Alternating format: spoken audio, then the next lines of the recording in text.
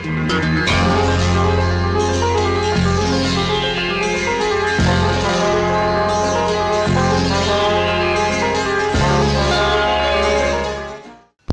வணக்கம். இன்னைக்கு காணொளியில் நேற்று விஜய் டிவிகே கட்சியினுடைய தலைவராக இருக்கிற நடிகர் விஜய் மக்கள் சந்திப்பு நிகழ்ச்சி நடத்துகிறாரு கரூரில். அந்த நிகழ்ச்சியில் பல ஆயிரக்கணக்கான மக்கள் ஒரே இடத்துல ஒன்று கூடுனதுனால அந்த கூட்ட நெரிசலில் பல மக்கள், அதாவது 40க்கும் மேற்பட்ட மக்கள் பலியானாங்க அப்படின்னு கேள்விப்படும்போது ரொம்ப ஷாக்கிங்காக இருக்குது. அதாவது அந்த ஹாஸ்பிட்டல் சீன்ஸ் எல்லாம் நீங்கள் பார்க்கும்போது ரொம்ப என்னது மனசை அப்படியே உழுக்கிற மாதிரி இருக்குது. அந்த மரண ஓலம் அங்கே திடீர்னு இந்த மாதிரி ஒரு 1-2 ஹவர்ஸுக்கு முன்னாடி உயிரோடு இருந்தவங்க திடீர்னு இறந்து கிடக்குறாங்க அப்படின்ற அந்த செய்தி, அங்கே அந்த உயிர் அந்த எப்படி சொல்கிறதுன்னு சொன்னால் அந்த கூட்ட நெரிசலில் ஒருத்தராக சாகும்போது ஒருத்தர் மேலே ஒருத்தர் ஏறி அந்த காட்சிகள் அந்த பதப்பதைப்புக்கு வைக்கும். எவ்வளோ மோசமான ஒரு நிகழ்வுன்னா அது இவ்வளோ பெரிய ஒரு தலைவர் அங்கே பேசிகிட்டு இருக்கிற நேரத்தில் நடந்துகிட்ருக்கு. அங்கே அந்த பரபரப்பான காட்சிகளை என்னால் இது பண்ணவே முடியல. ஆக்சுவலி அது இன்னும் ஹாஸ்பிட்டல்ஸில் தூக்கிட்டு போகிறது, என்ன சொல்கிறது, மரண ஓலத்தை கேட்கும்போது என்னால் முடியல. அதாவது என்ன நைட் அது கேள்விப்பட்டதுலேருந்து என்னடா இது இவ்வளோ மோசமாக இறந்துருக்குறாங்களா அப்படின்னு சொல்லிட்டு ரொம்ப மனசை உலுக்கிருச்சு அந்த விஷயம். சரி, அதாவது இத்தனை பேர் செத்து போயிருக்கிறாங்க. ஒரு 1 to 2 ஹவர்லே இந்த விஷயம் நல்ல ஆரோக்கியமாக இருந்தவங்க ஒருத்தர் மேலே ஒருத்தர் ஏறி அந்த மூச்சு திணறலில் ஒரே நேரத்தில் 40க்கும் மேற்பட்டோர் செத்து போயிருக்காங்க. அதுலேயும் குறிப்பாக சின்ன வயசு, அதாவது குழந்தைங்க, பெண்கள், இப்படி பலதரப்பட்ட மோஸ்ட்லி குழந்தைங்க தான் இறந்து போயிருக்கிறாங்க. இப்படி ஒரே நேரத்தில் இந்த மாதிரியான விஷயம் நடந்ததுக்கான யார் காரணம்? இதுக்கு அரசு பொறுப்பா, இல்லைன்னா டிவிகே தலைவர் விஜய் பொறுப்பா, இல்லைன்னா போலீஸ்காரர்கள் பொறுப்பா? இந்த குற்றம் நடந்ததுக்கான காரணம் என்னன்னு விவரிக்கிறதுக்கான வீடியோ கிடையாது. இது நம்ம இந்த பிரச்சனையுடைய மேலோட்டமாக பார்க்கும்போது இது ஒருவேளை அரசியல் தவறாக இருக்கலாம், இல்லைன்னா டிவிகே தலைவர் விஜயுடைய தவறாக இருக்கலாம். இப்படி மேலோட்டமாக இந்த விஷயத்தை அணுகும்போது ஒரு சில விஷயந்தான் நமக்கு தெரியும். ஆனால் இதனுடைய, அதாவது இன்டென்ஸ், இதனுடைய முக்கியமான காரணம், ஆணிவேர் எங்கே இருக்குது, இந்த தவறினுடைய இந்த பிரச்சனையினுடைய ஆணிவேர் எங்கே இருக்குது அப்படின்றத எந்த விஷயம், அதாவது நான் எப்படி புரிஞ்சுக்கணும், இந்த பிரச்சனை வராமல் இருக்கணும், இந்த மாதிரி பிரச்சனை வந்ததுக்கான காரணம் என்னன்னு சொல்லிட்டு நான் என்னுடைய அறிவுக்கு எட்டின விஷயத்தை நான் உங்களுக்கு இந்த வீடியோவில் நான் ஷேர் பண்ண போகிறேன்.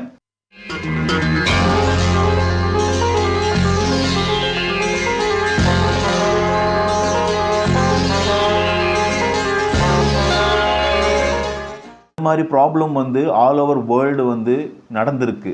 அதாவது ஒரு சில விஷயத்தில் தான் இந்த மாதிரி ப்ராப்ளம் நடந்திருக்கு. அதாவது நீங்கள் பார்த்தீங்களன்னா பக்தி, நம்ம இந்தியாவில் பக்தின்ற பேரில் ஒரே இடத்துல பல பேர் கூடுவாங்க. அந்த நேரத்தில் எனக்கு முதல்ல ஆசீர்வாதம் வாங்கணும், முதல்ல போயிட்டு அவரை நான் பார்க்கணும் அப்படின்ற ஒரு விஷயம் அவங்களுக்குள்ள ஒரு கியூரியாசிட்டி அதிகமாகி முந்தி அடிச்சுக்கின்னு போய் பார்க்குறப்போ இந்த மாதிரி விஷயம் தள்ளு முள்ளு நடைபெற்று அதில் பல பேர் இறந்துருக்குறாங்க. நீங்கள் இந்தியா வரலாற்றில் நீங்கள் பார்த்தீங்களன்னா நிறைய சாமியார்கள் அங்கே வர்ற இடத்துல கூட்டம் கட்டுக்கடங்காங்க போவோம். இதுக்கு முன்னாடி கூட நார்த்தில் ஒரு என்ன சொல்கிறது, ஒரு காம்பவுண்டுக்குள்ளே பல ஆயிரம் பேர் ஒன்றா கூடி இதே மாதிரி தான் ஒரு 60-70 பேர் ஒரே இடத்துல இறந்து போனாங்க. அதுக்கப்புறமா நீங்கள் பார்த்தீங்களன்னா இங்கே பல இடத்துல இதே மாதிரி தான் என்ன சொல்கிறதுன்னு சொன்னால் பக்தி, அந்த பக்தின்ற அந்த ஒரு விஷயத்தில் பல மக்கள் இறந்துருக்கிறாங்க. விளையாட்டு, கேளிக்கை, அதாவது கேளிக்கைன்னு சொல்லிட்டு வரும்போது நீங்கள் பல உலக நாடுகளில், ஐரோப்பிய நாடுகளும் சரி, பல வெளிநாடுகளில் பார்த்தீங்களான்னா ஃபுட்பால் விளையாடுவாங்க. ஃபுட்பால் விளையாடும்போது திடீர்னு ஒரு சில பிரச்சனைகள் வரும். அதாவது இந்த கோல் போட்டது கரெக்டாக அம்பையர் தவறு பண்ணிட்டார் அப்படின்னு சொல்லிட்டு ரசிகருக்குள்ள மோதல் மக்கள் ஒருத்தர் மேலே ஏறி குதித்து அங்கே வந்து மூச்சு திணறல் வந்து எக்ஸைட்டிங், அதாவது வழியில் போகிறதுக்கு வழி இல்லாமல் ஒரே இடத்துல நெருக்கி கலவரம் உருவாகி பயங்கரமாக அங்கே வந்து அப்படியே இறந்துருக்குறாங்க. இந்த மாதிரி விஷயம் வந்து உலக லெவலில் வந்து இந்த ஃபுட்பால் கிரவுண்டில் இந்த மாதிரி நடக்கிறது வந்து சகஜமாக இருக்குது. இது வந்து விளையாட்டில் மேலே கொண்ட இந்த ஆர்வம் காரணமாக அவங்க என்ன பண்ண, அதுக்குள்ளே ஒரு இன்ட்ரென்ஸ் இருக்குது. நம்மளுடைய நாடு விளையாடுது, நம்ம ஜெயிக்கணும் அப்படின்ற அந்த உணர்வு, அந்த விஷயத்தில் வந்து அங்கே எல்லாரும் ஒன்று கூடுறாங்க, ஒரு கலவரமாக உருவாகுது. அங்கே வந்து பல பேர் வந்து இறக்குறாங்க. இது வந்து உலகத்தில் பல இடத்துல நடந்திருக்கு. இந்தியா போன்ற இப்போதான் வளர்ற நாடு மாதிரி இருக்கிற பல நாடுகளில் வந்து பார்த்தீங்கன்னா இலவசம் கொடுக்குறப்போ, இப்போ இலவசம் கொடுப்பாங்க மக்களுக்கு, ஏழை மக்களுக்கு இலவசம்னு சொல்லிட்டு கொடுக்குறப்போ, அப்போ மக்கள் வந்து அங்கே ஒன்று கூடுவாங்க. நிறைய பேர் வந்து ஒரு லட்சக்கணக்கான மக்கள், ஆயிரக்கணக்கான மக்கள் ஒன்றா சேர்றப்போ இவங்க சரியாக வந்து ஆர்கனைஸ் பண்ணலன்னு சொன்னால் அந்த இடத்துல வந்து ஒரு தள்ளுமுள்ளு ஏற்பட்டு அங்கே சாவுவாங்க.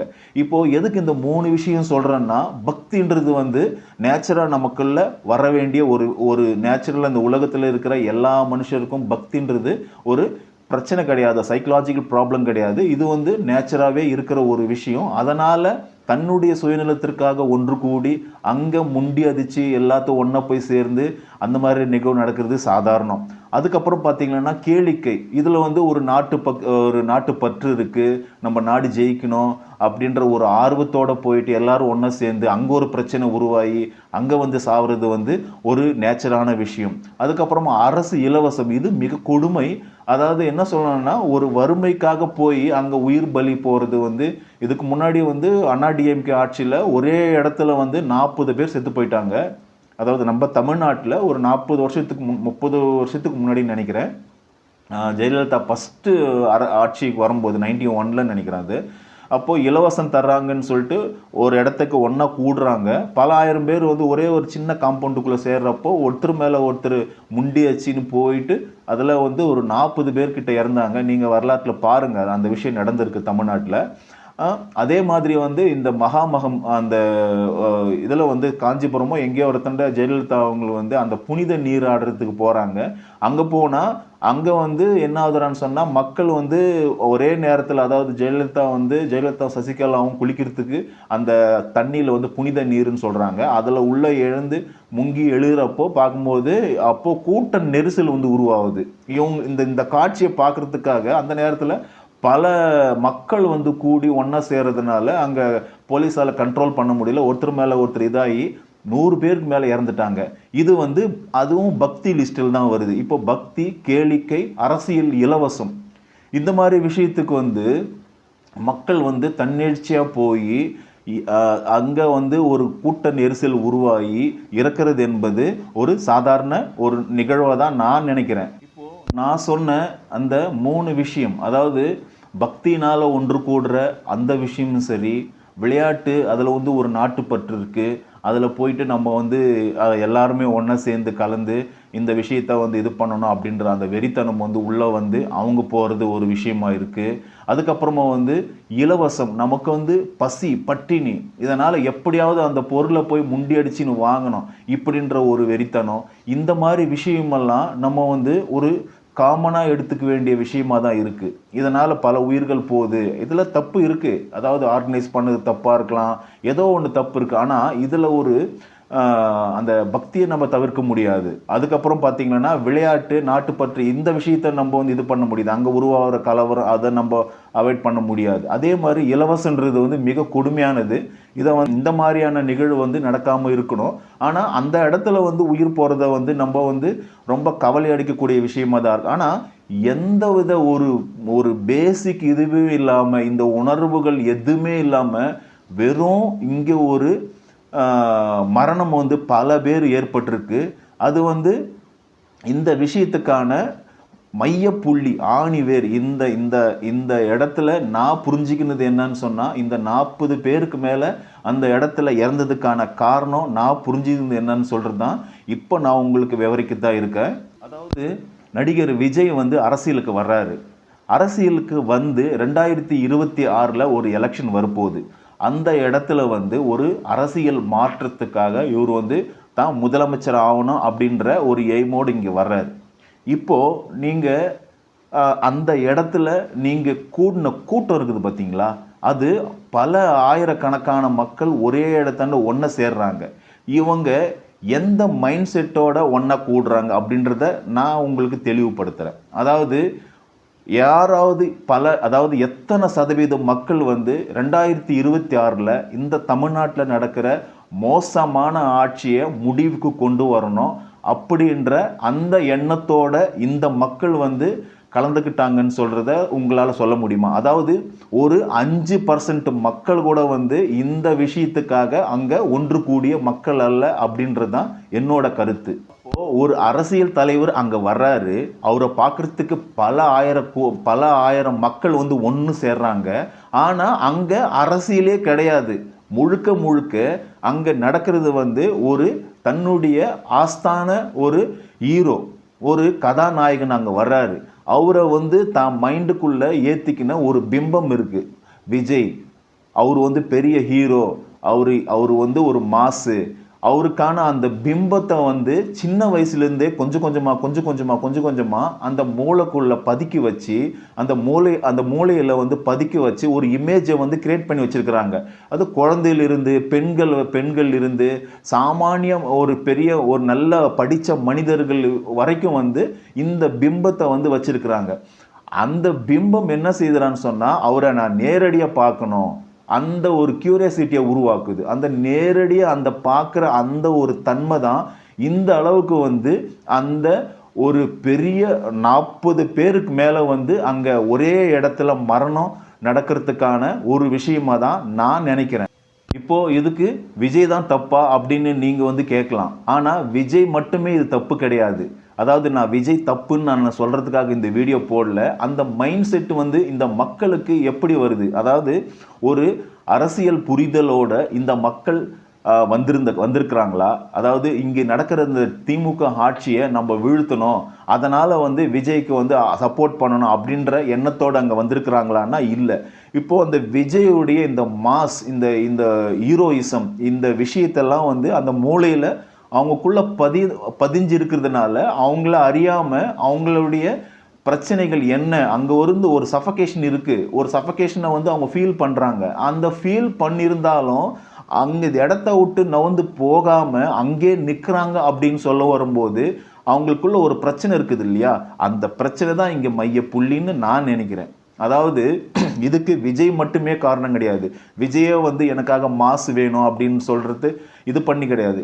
அதாவது விஜய் வந்து ஒரு இப்படிப்பட்ட ஒரு மாஸ் நடிகரை உருவாக்கி விட்டதுக்கான முழு காரணம் வந்து தமிழ் சினிமா. இந்த தமிழ் சினிமாவுடைய இயக்குனர்கள் இவங்க என்ன பண்ணுறாங்கன்னு சொன்னால், அதாவது யதார்த்தத்துக்கு அப்பாற்பட்ட படங்களையே தொடர்ந்து தமிழ் சினிமாவில் கொடுக்குறாங்க. இப்போது யதார்த்தம் ஒன்று இருக்குது. இப்போ நான்லாம் சின்ன வயசில் சினிமா பார்க்கும்போது சாதாரணமாக ஒரு டூயட் சீன் போயிட்டுருக்கோம். அந்த டூயட் சீனில் பார்த்தீங்கன்னா ஹீரோ ஹீரோயின் அதுக்கப்புறம் வந்து கூட வந்து குரூப் டான்ஸஸ் எல்லாம் ஆடிட்டு இருப்பாங்க. அப்படி இருக்கும்போது சாதாரண ஒரு பொது கார்டன் மாதிரி தானே இருக்குது, அங்கே யாராவது குறுக்க போயிட மாட்டாங்களா அப்படின்னு நான் யோசிச்சுட்டே இருப்பேன். அந்த யோசனை எனக்கு ஒரு சாதாரணமாகவே, அதுக்கு பின்னாடி வந்து ஒரு கேமரா வைக்கிறாங்க. இந்த கேமரா வச்சு இவங்க வந்து எல்லாருமே யாரும் வராத மாதிரி கண்ட்ரோல் பண்ணிட்டு தான் அப்போ ஷூட் பண்ணுவாங்கன்ற விஷயம் எனக்கு தெரியாது. அப்போது ஒரு யதார்த்தத்தை தான் என் மனசு அப்போது கேட்கும்.